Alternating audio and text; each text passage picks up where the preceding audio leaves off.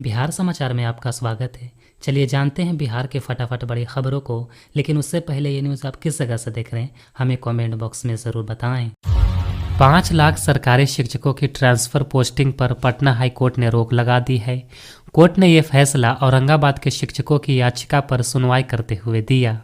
याचिकाकर्ता की दलील है कि सरकार मनमाने तरीके से चॉइस ऑप्शन दे रही है, जिसकी वजह से अध्यापक गुमराह हो रहे हैं। बेगूसराय में एक पिता ने लव मैरिज की जिद पर अड़ी अपनी बेटी की हत्या कर दी। घर से 115 किलोमीटर दूर सुनसान जगह ले जाकर गोली मार दी। पुलिस ने आरोपी पिता को गिरफ्तार कर लिया है। झारखंड की गांडेय सीट पर कल्पना सोरेन के लिए प्रचार करने पहुंचे निर्दलीय सांसद पप्पू यादव ने लोगों से वोट देने की अपील की, तो वहां मौजूद भीड़ में एक महिला ने कहा वो कल्पना को वोट नहीं देंगे। सांसद ने पूछा क्यों बेटा? इस पर महिला ने कहा 5 साल से जेएमएम है, उसने कुछ नहीं किया। समस्तीपुर के विभूतिपुरी विधानसभा में पूर्व विधायक रामबालक सिंह सोमवार को गढ़पुरा स्थित मंदिर में दूसरी शादी कर ली। 49 साल के रामबालक ने अपने से 18 साल कम उम्र की लड़की से शादी रचाई। चर्चा है कि वो अपनी नई पत्नी रवीना को 2025 के विधानसभा चुनाव में उतार सकते हैं। रामबालक सिंह अभी बेल पर हैं। दरभंगा के सबसे बड़े अस्पताल डीएमसीएच के एक डॉक्टर ने गर्भवती महिला का ऑपरेशन कर पेट के अंदर ही कपड़ा छोड़ दिया। 8 अक्टूबर को शिवम ठाकुर ने अपनी पत्नी अंजिला को प्रसव के लिए अस्पताल में भर्ती कराया था।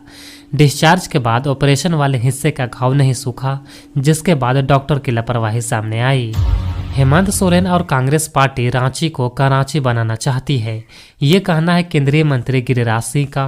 उन्होंने कहा कि झारखंड इस बार अपने बच्चों की उज्जवल भविष्य और बहु बेटियों की इज्जत को बांग्लादेशियों और रोहिंग्या घुसपैठियों से बचाने के लिए वोट करेगा। सरकार में बैठी भाजपा की लड़ाई मुझसे है। हमले राजनीतिक हों या व्यक्तिगत मुझ पर होनी चाहिए। परिवार पर होंगे तो रास्ते अलग होंगे। ये कहते हुए पूर्णिया से सांसद पप्पू यादव ने केंद्र सरकार से अपील की है कि जो धमकी भरा ऑडियो उनके पास आया है उनकी सच्चाई का मूल्यांकन किया जाए। किशनगंज के बहादुरगंज पुलिस ने तेल के टैंकर में ले जा रहे भारी मात्रा में शराब की खेप को जब्त किया है। साथ ही 2 लोगों को भी हिरासत में लिया गया है।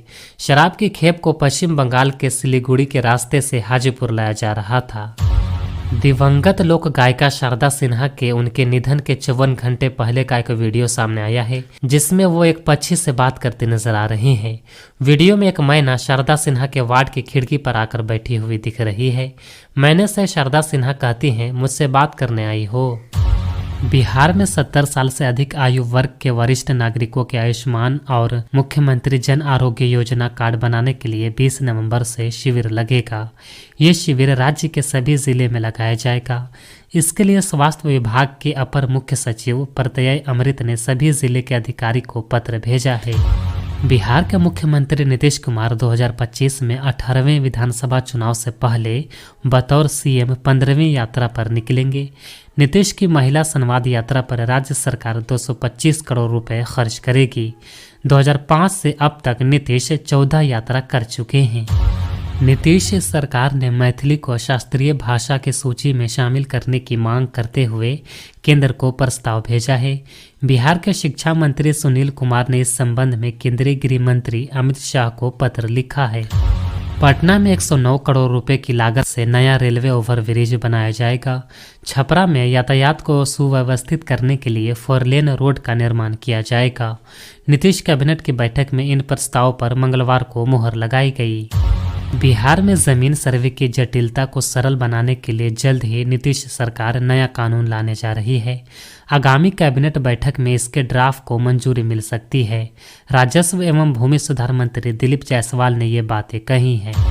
बिहार विद्यालय परीक्षा समिति ने इंटर और मैट्रिक वार्षिक परीक्षा 2025 के लिए परीक्षा फॉर्म भरने की तिथि बढ़ा दी है। अब छात्र 25 नवंबर तक परीक्षा फॉर्म भर सकेंगे। इसके साथ ही जो छात्र रजिस्ट्रेशन से वंचित हैं वे भी 23 नवंबर तक रजिस्ट्रेशन करा सकते हैं। रजिस्ट्रेशन और परीक्षा फॉर्म भरने से संबंधित किसी भी समस्या के लिए छात्र BSEB के हेल्पलाइन नंबर पर संपर्क कर सकते हैं। कृषि मंत्री मंगल पांडे ने पटना में कृषि भवन में समीक्षा बैठक की, जिसमें राज्य में चल रही विभिन्न कृषि योजनाओं की समीक्षा की गई। उन्होंने पद अधिकारियों को डिजिटल अनुवाद से संबंधित बकाया राशि 15 दिन के अंदर भुगतान करने के निर्देश दिए हैं। इसके अलावा जैविक खेती, मृदा स्वास्थ्य कार्ड और कृषि यंत्रों के आवंटन पर ध्यान केंद्रित करने का निर्देश दिया गया है।